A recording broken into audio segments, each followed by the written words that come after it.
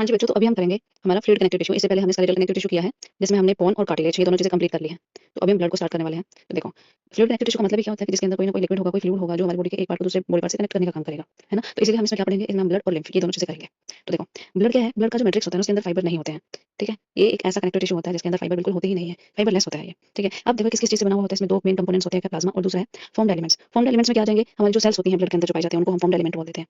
अब देखो प्लाज्मा है प्लाज्मा हमारे ब्लड का 55% बनाएगा। इसमें 90 से 92% तक पानी होता है, 6 से 8% प्रोटीन होते हैं, ठीक है? ये हमारे ब्लड का 55% बनाता है, 92% तक इसमें पानी होता है, 6 से 8% तक इसमें प्रोटीन्स होते हैं। और भी क्या होता है इसके अंदर, इसमें मिनरल सॉल्ट्स होते हैं, glucose, amino acids, lipids, hormones और गैसेस, ये सारी चीज़ें भी होती हैं इसके अंदर। मेन क्या होता है, 92% तक पानी, 6 से 8% तक प्रोटीन और बाकी जितना भी बच गया उसके अंदर ये सारी चीज़ें हो जाएँगी, ठीक है? इसमें 3 इंपोर्टेंट प्रोटीन्स पाए जाते हैं हमारे प्लाज्मा के अंदर, कौन-कौन से? Fibrinogen, globulin, albumin. जो फाइब्रिनोजेन है ये क्या करता है, ये ब्लड क्लॉटिंग में हेल्प करता है, ठीक है? ग्लोबुलिन क्या करता है, ये डिफेंस में रोल प्ले करता है और इम्यूनिटी प्रोवाइड करता है। एल्ब्यूमिन क्या करता है, ये हमारी बॉडी के ऑस्मोटिक बैलेंस को मेंटेन करके रखता है, यानी कि ब्लड के अंदर जो पानी होता है ना उसको होल्ड करके रखने का काम करता है एल्ब्यूमिन, ठीक है? Hold water.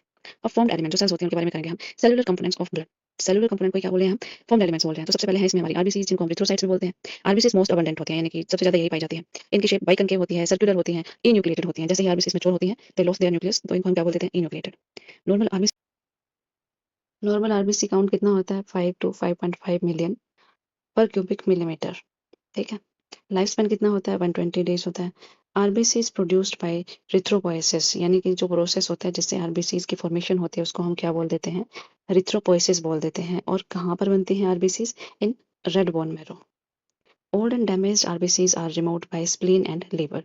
ओल्ड और डैमेज्ड कहाँ पर डिस्ट्रॉय कर दी जाती हैं?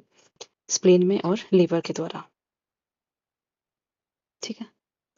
नेक्स्ट देखो, ल्यूकोसाइट्स। डब्ल्यूबीसीज को क्या बोल देते हैं? ल्यूकोसाइट्स बोलते हैं। ये कैसी होती हैं? कलरलेस होती हैं। न्यूक्लियस इनमें प्रेजेंट होता है। They do not contain haemoglobin, pigment इनके अंदर नहीं होती है।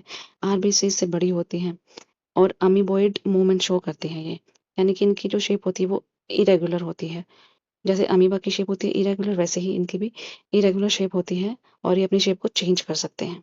सो they can show amoeboid movement, can leave blood vessels, blood vessels को छोड़ सकती हैं और एंटर भी कर सकती हैं टिश्यू के अंदर। क्यों? कैसे? क्योंकि ये अपनी शेप को चेंज कर सकती हैं। तो अगर इनको बिल्कुल पतले रास्ते से भी निकल के जाना है तो ये जा सकते हैं, क्योंकि ये अपनी शेप को चेंज कर सकती हैं, क्योंकि ये अमीबॉइड मूवमेंट शो करती हैं इसलिए। नॉर्मल डब्ल्यूबीसी काउंट कितना होता है? 6000 से 8000 पर क्यूबिक मिलीमीटर ऑफ ब्लड।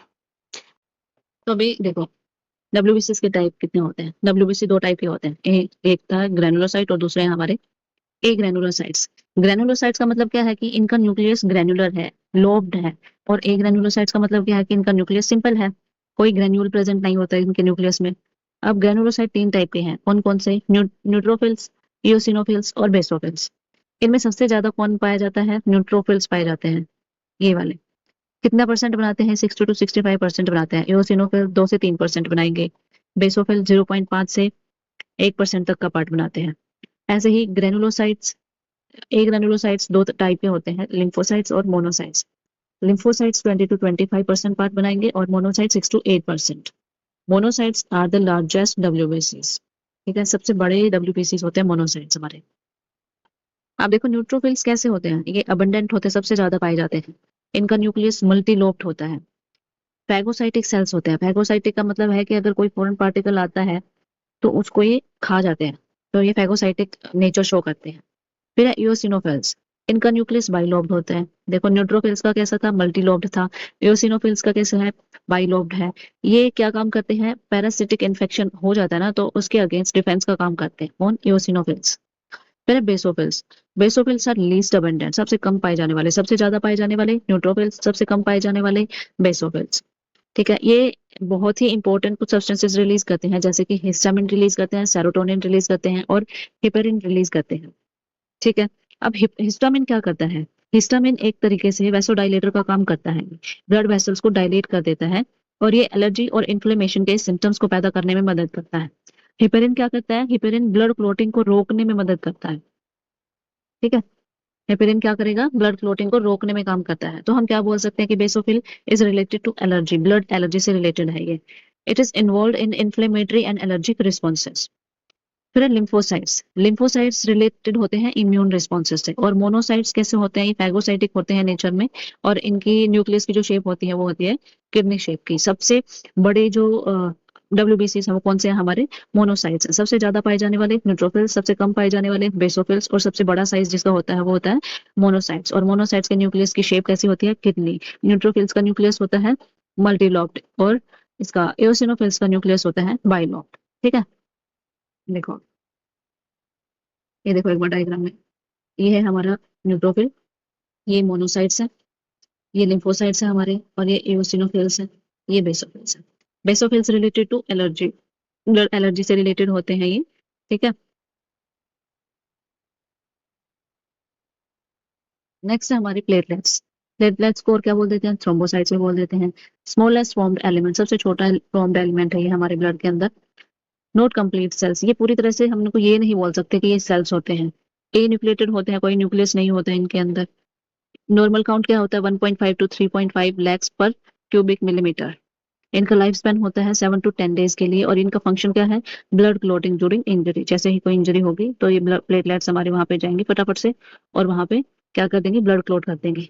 फिर है हमारा लिम्फ। लिम्फ कैसा होता है, ये कलरलेस है, फॉर्म्ड फ्रॉम टिश्यू फ्लूइड से बनता है ये। और इसकी कंपोजिशन क्या है, क्या क्या किस किस चीज से मिलकर बना हुआ है ये, लिम्फ प्लाज्मा से और लिम्फोसाइट से बनके बना हुआ है।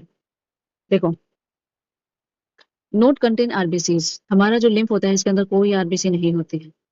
अब यहाँ पे एक बात आई है कि it is form from the tissue fluid, ये टिश्यू फ्लूइड से बनता है। टिश्यू फ्लूइड से कैसे बनेगा ये, देखो जैसे ही कोई ब्लड वेसल है, यहाँ पे देखो डायग्राम के अंदर ये कोई ब्लड वेसल है हमारी, ठीक है, ये आर्टरी है, ये वेन है, ये वेन है, ठीक है। और यहाँ पे ये जो हमें ग्रीन कलर का दिख रहा है, ये हमारा क्या है, ये लिम्फ लिम्फ वेसल्स हैं हमारे। तो यहाँ पे क्या हो रहा है, ये टिश्यू है इधर, ये टिश्यू है। इस टिश्यू से क्या हो रहा है, इस टिश्यू से जो भी यहाँ पे इसके अंदर से ब्लड कैपिलरीज के अंदर से जितना भी सामान रिलीज कर दिया जाता है, जब कैपिलरीज के अंदर से ब्लड फ्लो करके जाता है तो उस टाइम पे कुछ मटेरियल्स, कुछ न्यूट्रिएंट्स यहाँ टिश्यू के अंदर रिलीज कर दिए जाते हैं। और वही जो यहाँ पे पार्टिकल्स रिलीज करे जाते हैं, वो यहाँ पर ये जो लिम्फ वेसल्स होती हैं, इन लिम्फ वेसल्स के अंदर एंटर करते हैं। और यही जो ब्लड कैपिलरीज के अंदर से टिश्यू के अंदर रिलीज करा जाता है, इसी को हम लिम्फ बोलते हैं। और यही लिक्विड फिर जाता है किसके अंदर, लिम्फ वेसल्स के अंदर। और लिम्फ वेसल्स फिर जाके मिल जाती हैं वेन के साथ में आगे, और इसको दोबारा से किस में मिला देती हैं, वेन में मिला देती हैं, यानी कि ब्लड में ही मिक्स कर देते हैं इसको दोबारा से।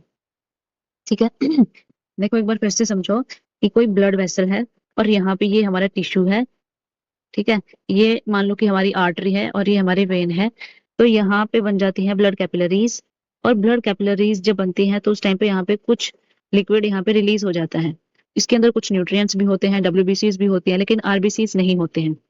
यहाँ पर जो ये लिक्विड निकलता है, अब ये लिक्विड, इस लिक्विड को हम क्या बोल देते हैं, इसको हम बोलते हैं लिम्फ। और ये लिम्फ अब आगे लिम्फ वेसल्स के अंदर एंटर करता है, और फिर ये जो लिम्फ वेसल है हमारी, ये जाके आगे मिल जाती है इस वेन के साथ दोबारा से। ये जो यहाँ पे सब्सटेंस, जो लिक्विड यहाँ पे रिलीज हुआ था, इसको दोबारा से मिला देती है ब्लड के अंदर। ठीक है, तो एक तरीके से हम ये बोल सकते हैं कि ये जो हमारा लिक्विड कंटेंट होता है ब्लड के अंदर, ये उसको भी मेंटेन करके रखने का काम करता है हमारा लिम्फ। ठीक है, देखो फंक्शन क्या है, return excess tissue fluid to the blood, जितना भी टिश्यू के पास एक्सेस फ्लूइड रह जाता है उसको दोबारा से ब्लड में मिलाने का काम करता है। ट्रांसपोर्ट एब्जॉर्ब्ड फैट, जितना भी इसने फैट को एब्जॉर्ब किया है उसको ट्रांसपोर्ट करने का काम करता है। डिफेंस और इम्यूनिटी में हेल्प करता है, क्योंकि जब ये जो लिम्फ होता है, इस लिम्फ के अंदर WBCs होती हैं, और WBCs क्या करती हैं, डिफेंस का काम करते हैं। तो इसीलिए हम यहाँ पे क्या बोल रहे हैं, ये डिफेंस का काम करता है और इम्यूनिटी का काम करता है। ट्रांसपोर्ट ऑफ सब्सटेंसेज लाइक, जैसे कि proteins, hormones and waste products between the tissues and bloods, ये टिश्यू और ब्लड के बीच में ये सारी चीजें, वेस्ट प्रोडक्ट्स हो गए, प्रोटीन्स हो गए, हॉर्मोन्स हो गए, इन सारी चीजों को ट्रांसपोर्ट करने का काम भी करता है। नेक्स्ट है हमारा muscular tissue. Muscular tissue responsible होता है मूवमेंट के लिए और लोकोमोशन के लिए। इसका मैट्रिक्स बहुत कम होता है। मसल फाइबर जो होते हैं, अब muscle fibres are main component. Muscle fibre का मतलब क्या है, यहाँ पे मसल सेल से है। इसके मेन कंपोनेंट्स क्या होते हैं, मसल फाइबर यानी कि मसल सेल्स। इसके अंदर मस्कुलर टिश्यू के अंदर मैट्रिक्स बहुत कम होता है। मसल फाइबर्स क्या होते हैं, मसल सेल्स को ही मसल फाइबर बोल रहे हैं हम यहाँ पे। और मसल सेल्स ही क्या है, मेन कंपोनेंट है मस्कुलर टिश्यू का। इट सेल्स आर, सेल्स कैसे हैं इसकी, इलोंगेटेड है, मल्टी न्यूक्लिएटेड है, और जो न्यूक्लियस होता है वो पेरिफेरी पे प्रेजेंट होता है। इनके साइटोप्लाज्म को हम क्या बोल देते हैं, सार्कोप्लाज्म बोल देते हैं। इनकी सेल मेम्ब्रेन को क्या बोल देते हैं, सार्कोलेमा बोल देते हैं, और इनके एंडोप्लाज्मिक रेटिकुलम को हम सार्कोप्लाज्मिक रेटिकुलम बोल देते हैं। ठीक है। मस्कुलर टिश्यू कुछ इंपॉर्टेंट प्रॉपर्टीज शो करता है, कौन कौन सी, एक्साइटेबिलिटी, कॉन्ट्रैक्टिबिलिटी और एक्सटेंसिबिलिटी और इलास्टिसिटी। एक्साइटेबिलिटी का मतलब क्या है कि जैसे ही मसल को मैसेज मिलता है तो वो वैसे ही अपना फंक्शन परफॉर्म करना शुरू कर देती है, यानी कि उसे सिग्नल मिला और उसने एक्शन किया, तो ये जैसे ही सिग्नल मिलता है तो एक्साइटमेंट शो करती है, अपने एक्शन को शो करती है, तो इसीलिए हम क्या बोल रहे हैं यहाँ पे कि एक्साइटेबिलिटी शो करती है। जैसे ही सिग्नल मिलता है, उसको कॉन्ट्रैक्ट करना है तो वो कॉन्ट्रैक्ट होती है, एक्सटेंड करना है तो एक्सटेंड करती है, और इलास्टिक तो मसल्स होती ही है, इसीलिए तो मूवमेंट और लोकोमोशन में हेल्प करती हैं हमें। ठीक है, तो ये कुछ इंपॉर्टेंट प्रॉपर्टीज होती हैं जो मस्कुलर टिश्यू शो करता है। हमने ये देखा कि इसके साइटोप्लाज्म को सार्कोप्लाज्म बोलेंगे, इसके प्लाज्मा मेम्ब्रेन को सार्कोलेमा बोलेंगे, और इसके एंडोप्लाज्मिक रेटिकुलम को सार्कोप्लाज्मिक रेटिकुलम बोलेंगे। अब मसल फाइबर जो होता है, इसको ही मसल सेल्स बोलते हैं, इसके अंदर कुछ स्पेशल टाइप के प्रोटीन्स होते हैं, कौन कौन से, एक्टिन और मायोसिन। तो देखो types of muscular tissue 3 type का होता है, skeletal muscular tissue, smooth muscular tissue और कार्डियक मस्कुलर टिश्यू।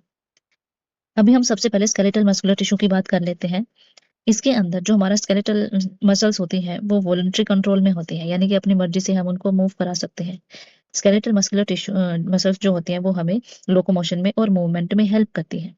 ठीक है, अब स्केलेटल मस्कुलर टिश्यू की जो सेल्स होती हैं वो सेल्स कैसी होती हैं, लॉन्ग होंगी, सिलेंड्रिकल होंगी और मल्टीन्यूक्लिएटेड होंगी, और इनका जो न्यूक्लियस होता है वो कहाँ पे प्रेजेंट होता है, पेरिफेरी पे प्रेजेंट होता है। ठीक है, इन मसल्स के पास 2 प्रोटीन्स होते हैं, एक्टिन और मायोसिन। इन्हीं एक्टिन और मायोसिन की वजह से इनके अंदर कुछ हमें लाइट और डार्क बैंड देखने को मिलते हैं, इसीलिए ये जो मसल्स होती हैं हमारी वो कैसे होते हैं, स्ट्रेटेड मसल्स होती हैं, लाइट और डार्क बैंड की वजह से। और लाइट एंड डार्क बैंड्स क्यों होते हैं, अ, इनका एक स्पेसिफिक अरेंजमेंट होता है जिसकी वजह से लाइट और डार्क बैंड की फॉर्मेशन होती है। ठीक है, अब देखो ये जो हमारी स्केलेटल मसल्स है हमारी बोन्स के साथ में जुड़ी हुई होती हैं टेंडन्स के हेल्प से, और क्योंकि मसल्स हमारे बोन्स के साथ में जुड़ी हुई है तो इसीलिए ये हमें लोकोमोशन में, मूवमेंट में हेल्प कर पाती है। ठीक है, अब ये जो हमारी इसकी स्केलेटल मसल्स की जो सेल्स होती हैं वो एक स्पेसिफिक अरेंजमेंट शो करती हैं मसल्स के अंदर। तो इनकी एक बार हायरार्की देख लेते हैं, structural hierarchy of skeletal muscles की कैसे होती है। देखो सबसे पहले क्या आती है, हमारी पूरी की पूरी मसल आती है, फिर उसके बाद एक मसल के अंदर कई सारे वेसिकल्स होते हैं, यानी कि मसल बंडल्स होते हैं। अब इस बंडल के अंदर कई सारे मसल फाइबर्स होंगे, और अगर हम एक फाइबर को देखें तो उसके अंदर कई सारी मायोफाइब्रिल्स होंगी। इन मायोफाइब्रिल्स के अंदर मायोफिलामेंट्स होंगी। मायोफिलामेंट्स क्या होती हैं, एक्टिन और मायोसिन। ठीक है, इसमें एक्टिन थिन होता है और मायोसिन थिक होता है। ठीक है, देखो डायग्राम में देख सकते हैं हम ये देखो ये हमारी पूरी की पूरी मसल है। मसल के अंदर कई सारे क्या है, मसल वेसिकल्स है, यानी कि ये सारे के सारे ये जो है ये क्या है, मसल बंडल्स हैं। इन मसल बंडल्स के अंदर अगर हम एक मसल बंडल को देखें तो इसके अंदर कई सारे क्या है, मसल फाइबर है। इन मसल फाइबर्स के अंदर मायोफाइब्रिल्स हैं, और इन मायोफाइब्रिल्स के अंदर क्या है, मायोफिलामेंट। मायोफिलामेंट कौन सी, एक्टिन और मायोसिन। ठीक है, अब अगर हम एक मायोफाइब्रिल को निकाल के देखें तो उसके अंदर एक कुछ स्पेसिफिक एरिया होता है। ये जैसे हमें यहाँ पे दिख रहा है डायग्राम के अंदर, ये एक जेड लाइन है, ये दूसरी जेड लाइन है। इस दोनों जेड लाइन के बीच का ये जो एरिया होता है इसको हम बोल देते हैं सार्कोमेयर। और ये जो सार्कोमेयर होता है यही स्ट्रक्चरल यूनिट होता है हमारे स्केलेटल मस्कुलर टिश्यू का। ठीक है, देखो एक बार देखो मायोफाइब्रिल्स क्या होती हैं, present inside the muscle fibre. Muscle fibre के अंदर मायोफाइब्रिल्स प्रेजेंट होती हैं। मायोफाइब्रिल में क्या होता है, कॉन्ट्रेक्टाइल प्रोटीन होता है, कौन कौन सा, एक्टिन और मायोसिन। और एक्टिन और मायोसिन की रेगुलर अरेंजमेंट की वजह से क्या होता है, लाइट और डार्क बैंड बनते हैं, जिसकी वजह से हम इन मसल्स को क्या बोल देते हैं, स्ट्रेटेड मसल्स बोलते हैं। सार्कोमेयर क्या होता है, स्ट्रक्चरल और functional unit of striated muscle. Sarcomere extend from one Z line to next Z line. अब इसके अंदर कुछ हमें बैंड्स देखने को मिलते हैं इस सार्कोमेयर के अंदर, बैंड्स और लाइंस। देखो bands and lines of sarcomere, ये देखो। अब यहाँ ये एक जेड लाइन है, ये दूसरी जेड लाइन है। ठीक है, और इसके अंदर जब हम ये वाला एरिया देखेंगे, ये वाला जिसके अंदर हमारा ये रेड वाला मायोसिन है और ब्लू वाला हमारा एक्टिन है, ये जो बीच वाला पोर्शन होता है जिसके अंदर हमारा एक्टिन भी है और मायोसिन भी है, इस एरिया को हम क्या बोल देते हैं, ए बैंड। ठीक है, और जहाँ पे खाली एक्टिन प्रेजेंट होता है उसको हम बोलते हैं आई बैंड। इधर भी और इधर भी देखो खाली एक्टिन एक्टिन प्रेजेंट है यहाँ पे ब्लू कलर का, इधर भी एक्टिन एक्टिन प्रेजेंट है तो इसको हम बोलेंगे आई बैंड। ठीक है। तो ए बैंड जहाँ पे एक्टिन और मायोसिन दोनों है और आई बैंड जहाँ पे खाली एक्टिन प्रेजेंट है उसको हम आई बैंड बोलेंगे। ठीक। फिर है हमारी एम लाइन। इस ए बैंड के बिल्कुल बीच में से निकल के होते हुए जो लाइन जाती है इसको हमने क्या बोला है, एम लाइन बोला है। ये जो हमारा बीच वाला पोर्शन होता है जिसमें से हमारी ये एम लाइन निकलती है, जहाँ पे खाली मायोसिन प्रेजेंट है, ये इधर वाला, ये खाली जिसमें मायोसिन प्रेजेंट है, ये वाला एरिया बीच वाला, इस एरिया को हम क्या बोल देते हैं, एच बैंड। ठीक है। तो हमने देखा ये जेड लाइन है, ये जेड लाइन है। एक जेड लाइन से दूसरे जेड लाइन तक का जो एरिया है इसको हम सार्कोमेयर बोलेंगे पूरा। सार्कोमेयर स्ट्रक्चरल और फंक्शनल यूनिट है हमारे मस्कुलर टिश्यू की। ठीक है। जहाँ पे एक्टिन मायोसिन दोनों है उसको बी बैंड, जहाँ पे खाली एक्टिन एक्टिन प्रेजेंट है उसको आई बैंड। ए बैंड के अंदर से बीच में से क्या निकल के जाती है, एम लाइन निकल के जाती है, और आई बैंड के बीच में से कौन सी लाइन जाती है, जेड लाइन जाती है। ठीक है।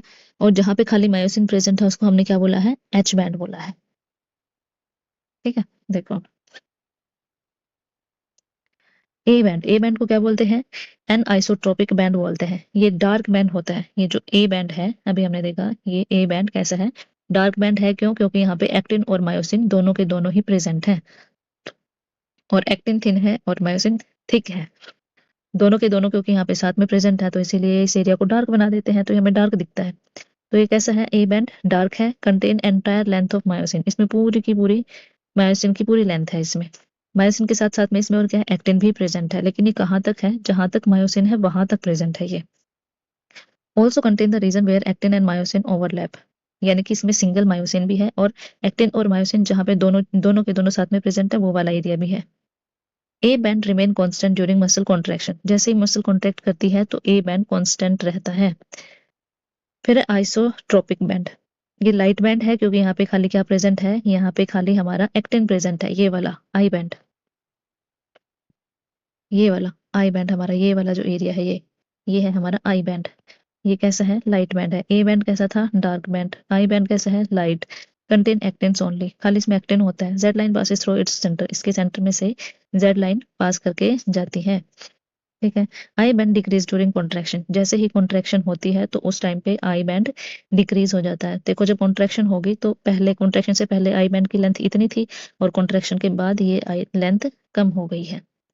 लेकिन ए बैंड हमेशा क्या रहता है, कांस्टेंट रहता है। एक्टिन और मायोसिन की लेंथ भी हमेशा सेम रहती है, ए बैंड भी हमेशा कांस्टेंट ही रहता है, लेकिन आई बैंड की लेंथ क्या हो गई, डिक्रीज हो गई कॉन्ट्रैक्शन के टाइम पे।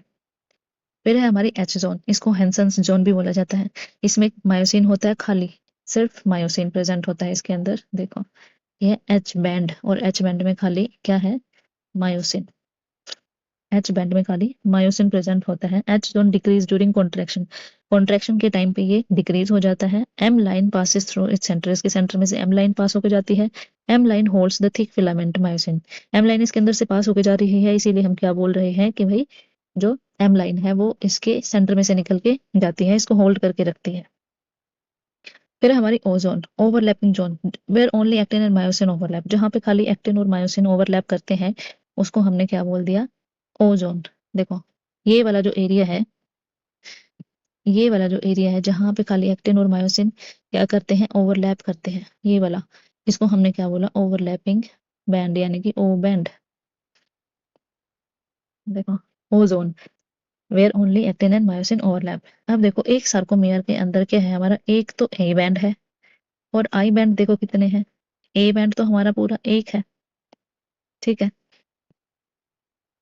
ये पूरा का पूरा हमारा ए बैंड है एक तो, एक ये हाफ हमारा आई बैंड इधर है और हाफ हमारा आई बैंड इधर है, तो हाफ हाफ को मिलाएंगे तो आई बैंड भी क्या हो जाएगा, एक हो जाएगा। तो इसका मतलब हम क्या बोल सकते हैं कि वन सार्कोमेयर में वन ए बैंड होता है और वन आई बैंड होता है।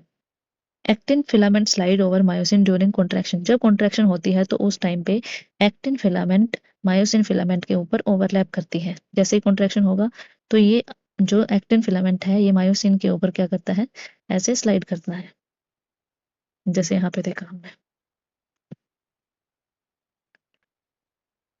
During contraction as a result, जब कॉन्ट्रैक्शन होगी तो उस टाइम पे क्या होगा, सार्कोमियर बिकम शॉर्टर, सार्कोमियर की लेंथ कम हो जाएगी। आई बैंड डिक्रीज हो जाएगा, एच जोन डिक्रीज हो जाएगी, लेकिन ए बैंड क्या रहेगा, कांस्टेंट रहेगा। आई बैंड भी डिक्रीज होगा, एच जोन भी डिक्रीज होगी और सार्कोमेयर पूरा छोटा हो जाएगा, क्योंकि अब इसमें क्या हो रहा है, आई बैंड छोटा हो गया, एच जोन छोटी हो गई, तो जिसकी वजह से सार्कोमेयर की लेंथ भी छोटी हो गई। एक्टिन और मायोसिन की लेंथ में कोई भी चेंज नहीं होता है। जैसे ही कॉन्ट्रैक्शन होगी तो उस टाइम पे ये जो हमारा एक्टिन और मायोसिन है इसकी लेंथ थोड़ी ना छोटी हो जाएगी, लेंथ तो उतनी ही रहेगी। एक्टिन क्या कर जाता है, इस पे ग्लाइड कर जाता है मायोसिन पे, और ये इसके मायोसिन के और क्लोज आ जाता है, जिसकी वजह से क्या होता है, हमारे आई बैंड की लेंथ कम हो जाती है, ठीक है, और एच जोन की भी लेंथ कम हो जाती है, क्योंकि ये एक्टिन और पास इधर आ जाता है, तो पूरे सार्कोमेयर की भी लेंथ कम हो जाती है। ठीक है, तो ये था हमारा स्केलेटल मस्कुलर टिश्यू। अब है हमारा स्मूथ मसल्स। देखो स्मूथ मसल्स कैसी होती हैं, इनवॉलंटरी हैं, इनके अंदर कोई स्ट्राइएशन प्रेजेंट नहीं होती है, इनकी सेल्स लॉन्ग होती हैं, स्पिंडल शेप्ड होती हैं।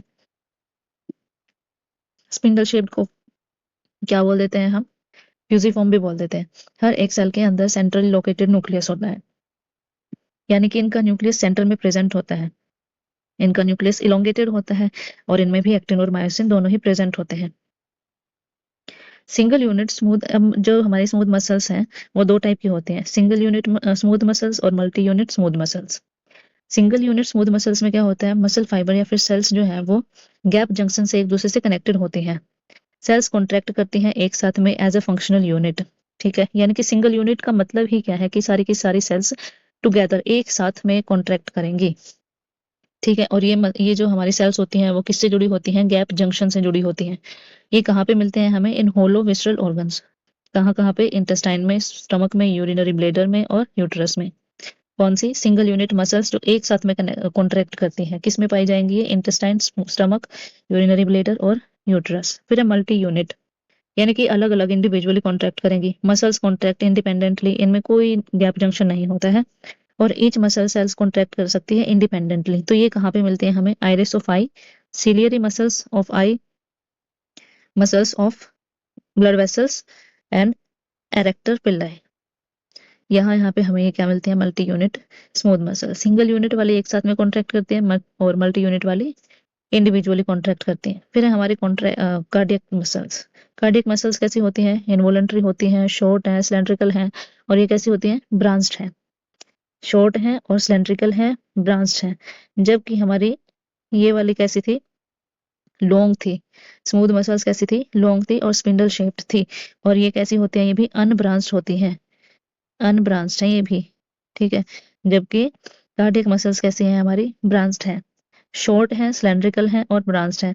हर एक सेल कनेक्टेड होती है एक दूसरे के साथ में। ठीक है, one central nucleus in each, हर सेल में एक सेंट्रल न्यूक्लियस होता है। Cells are connected by intercalated disc, intercalated disc से एक दूसरे के साथ में कनेक्टेड होते हैं, यानी कि ब्रांचेस होती हैं इनमें, और ब्रांचेस से एक दूसरे से कनेक्टेड होती हैं, which allow the cells to contract as a unit, जिसकी वजह से ये एज अ यूनिट कॉन्ट्रैक्ट कर पाती हैं। ये देखो, ये हमारी स्केलेटल मसल्स हैं, ये कार्डियक मसल्स हैं, और ये स्मूथ मसल्स हैं। कार्डियक मसल्स में क्या है, ब्रांचेस हैं, ये देखो इधर।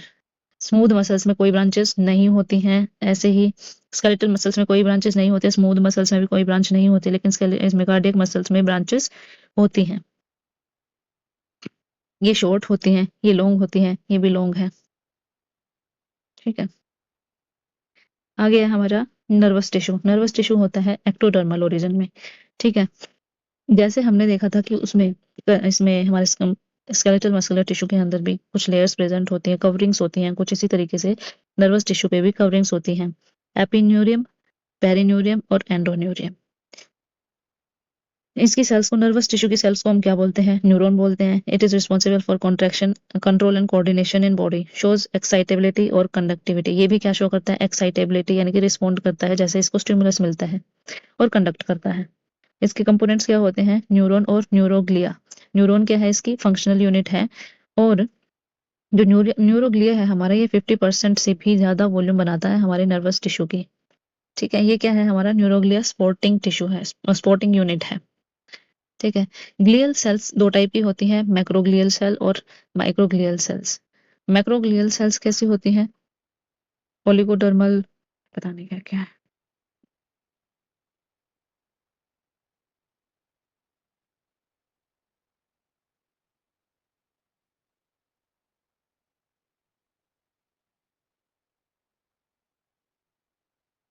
तो अभी हम करेंगे नर्वस टिश्यू।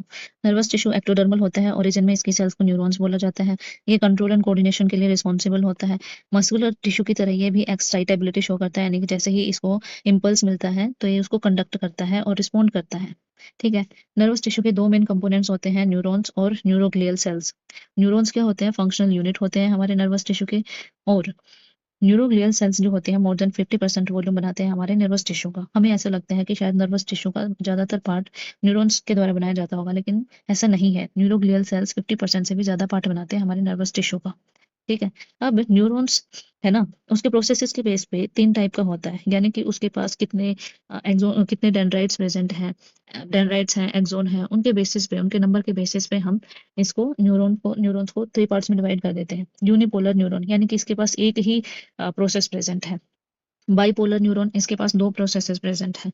और मल्टीपोलर न्यूरॉन, जिसके पास कई सारे, बहुत सारे प्रोसेसेस प्रेजेंट हैं, तो उसको हम क्या बोल देते हैं? मल्टीपोलर न्यूरॉन बोल देते हैं।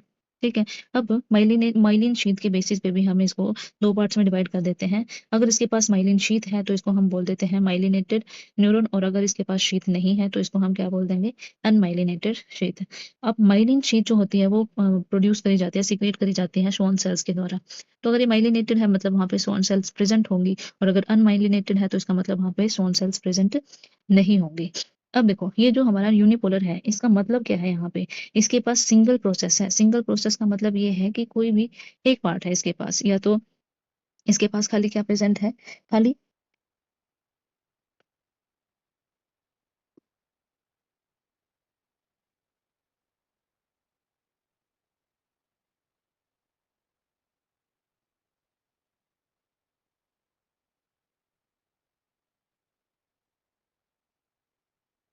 देखो, बाइपोलर का मतलब क्या है कि इसके पास 2 प्रोसेस हैं। 2 प्रोसेस का मतलब क्या है कि इसके पास एक एक्सोन है और एक डेंड्राइट है। मल्टीपोलर के पास क्या है? इसके पास एक एक्सोन है, एक एक्सोन है, और मैनी डेंड्राइट्स, बहुत सारी डेंड्राइट्स प्रेजेंट है इसके पास। ठीक है। और वही जो यूनिपोलर होता है, इसके पास सिर्फ एक ही प्रोसेस होता है इनमें से। ठीक है। तो इसीलिए हम इसको क्या बोलते हैं? यूनिपोलर बोलते हैं। ठीक है। देखो, एक बार न्यूरॉन की स्ट्रक्चर देख लेते हैं, एक बार रीड करते हैं हम इसको यहाँ से। इसके अंदर जो न्यूक्लियस होता है, ये क्या करता है? कंट्रोल करता है, कंट्रोल सेंटर होता है। ठीक है। ये कंटेन करता है इसका DNA. It direct all the cellular growth को मेंटेन करता है और प्रोटीन सिंथेसिस करता है। फिर होती है नीजल बॉडीज। नीजल्स बॉडीज क्या होती हैं? कुछ लार्ज ग्रेन्युलर स्ट्रक्चर्स होते हैं जो कि रफ एंडोप्लाज्मिक रेटिकुलम की बनी हुई होती हैं, और फ्री राइबोसोम्स की। They are highly active site पर। यहाँ पे क्या होता है? प्रोटीन का सिंथेसिस होता है, और यहाँ पे न्यूरोट्रांसमीटर्स की फॉर्मेशन भी होती है, जो कि सिग्नलिंग के लिए जरूरी होते हैं। देखो एक बार, न्यूरॉन को 3 पार्ट्स में डिवाइड किया जाता है। ये वाला होता है सेल बॉडी। ठीक है। और ये बीच वाला पार्ट होता है जो इसको हम एक्सॉन बोलते हैं, और जो लास्ट वाला पार्ट है इसको हम क्या बोलते हैं? नर्व एंडिंग बोलते हैं। अब ये जो हमारा सेल बॉडी वाला जो पार्ट है, इसमें क्या होता है? कुछ छोटी छोटी सी इस तरीके की ब्रांचेस निकली हुई होती हैं, और इन ब्रांचेस को हम बोलते हैं डेंड्राइट्स। ठीक है।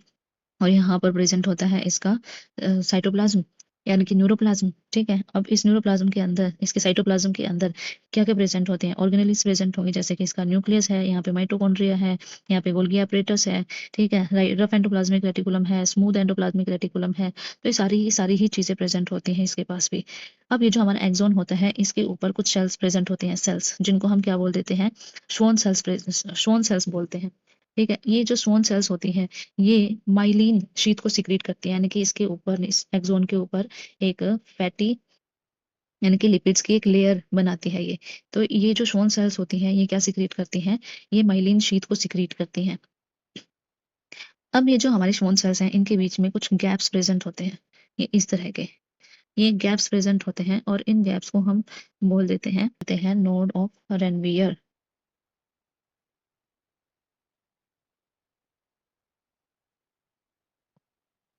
ठीक है। इस गैप को बोला जाता है नोड ऑफ रेनवियर। ठीक है। तो हमने देखा कि ये इसकी सेल बॉडी है। सेल बॉडी के यहाँ पे क्या निकले होते हैं? ब्रांचेस निकले होते हैं, जिनको हम डेंड्राइट्स बोलते हैं। यहाँ पे इसका साइटोप्लाज्म होता है। साइटोप्लाज्म के अंदर इसके ऑर्गेनेलीज होती हैं, न्यूक्लियस है, गोल्गी apparatus है, राइबोसोम्स है, रफ एंडोप्लाज्मिक रेटिकुलम है। ठीक है। माइटोकॉन्ड्रिया है। और अगर हम इसको एक्सोन को ज़ूम आउट करके देखें तो देखो इसके अंदर ये इस तरीके से माइटोकॉन्ड्रिया भी प्रेज़ेंट है, माइक्रोट्यूब्यूल्स भी हैं जो इसको स्ट्रक्चर प्रोवाइड करते हैं, स्मूथ एंडोप्लाज़्मिक रेटिकुलम भी है, फिर यहाँ पे फिलामेंट्स भी प्रेज़ेंट होते हैं। अब जब यहाँ पे हम देखेंगे कि जो इसका नर्व एंडिंग होता है, ये दूसरे न्यूरॉन के डेंड्राइट्स के साथ में जब कॉन्टैक्ट करता है, इसकी सेल बॉडी के साथ में जब कॉन्टैक्ट करता है, तो यहाँ पे छोटा-सा गैप प्रेज़ेंट होता है। ये देखो ये इधर, इस गैप को हम बोल देते हैं साइनेप्सिस। साइनेप्सिस अब मैसेज किस तरीके से ट्रांसफर होता है यहाँ पे, ये नर्व एंडिंग जो होता है इसके यहाँ पे वेसिकल्स होते हैं कुछ, और इन वेसिकल्स में होते हैं न्यूरोट्रांसमीटर्स रिलीज कर दिए जाते हैं यहाँ पे जो साइनेप्सिस होता है उस साइनेप्सिस के अंदर अंदर, ठीक है। और ये जो साइनेप्सिस के अंदर जब इनको छोड़ा जाएगा तो ये जो हमारा नेक्स्ट न्यूरॉन का जो सेल बॉडी वाला पार्ट होता है यहाँ पे कुछ रिसेप्टर्स प्रेजेंट होते हैं, ये रिसेप्टर्स इस मैसेज को रिसीव करते हैं और फिर इसको सेल बॉडी से लेके एक्सॉन तक और एक्सॉन से नर्व एंडिंग तक और फिर नेक्स्ट न्यूरॉन तक इस तरीके से मैसेज को ट्रांसफर किया जाता है। ठीक है, देखो अब एक बार यहाँ से रीड कर लेते हैं। न्यूक्लियस देख लिया हमने, नीजल्स बॉडीज देख लिया, नीजल बॉडीज जो ये यहाँ पे हमारा एंडोप्लाज्मिक रेटिकुलम है, इसी को हम यहाँ पे क्या बोल रहे हैं, इसी को हम यहाँ पे नीजल्स ग्रेन्यूल्स बोलते हैं। ठीक है, ये क्या करता है, ये प्रोटीन का सिंथेसिस करता है और न्यूरोट्रांसमीटर्स की फॉर्मेशन भी करता है। एक्सोन हिलो क्या होता है, स्पेशलाइज्ड और कोन शेप्ड रीजन होता है connecting the soma of the axon, axon को कनेक्ट करता है सोमा से।